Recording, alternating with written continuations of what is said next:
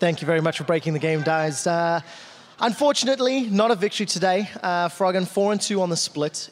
You guys started off really well. You bounced back from SK's lane swap. Where did it go wrong for you and why?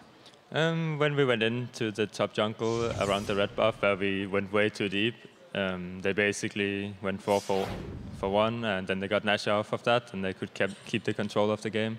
So the question, why did you go in deep? What was the call? What was happening on the team communication? I think it was just miscommunication. Like yesterday, we went in no matter what, basically, and I think that's kind of the mentality we had this game too, and it just backfired because we missed the Leona ultimate, and then we still went in, and then they could just clean us up. So you guys definitely were in with a shot. Yesterday, you performed flawlessly against MYM. You had fantastic engages. The Rengar-Alessandra combo seems to be working for you guys. What is happening in the Elements camp that you're unable to find that sort of perfect engages, perfect decisions as frequently as, say, SK Gaming? I mean, we just messed up some engages, and then they got Nash, and they could keep taking advantages, and they have Janna and Azir for disengage, so it made the game really hard for us.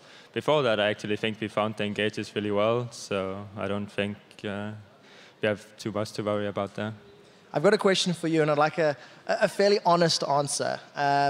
Myself and Amazing were discussing who we felt was the stronger team, and I think it's fair to say SK is performing more consistently. I believe Elements may have a higher skill cap. Considering Fnatic just lost to Unicorns of Love yesterday, if it were a 3-horse race, who is the strongest team in Europe? Yourself, SK, or Fnatic, and why?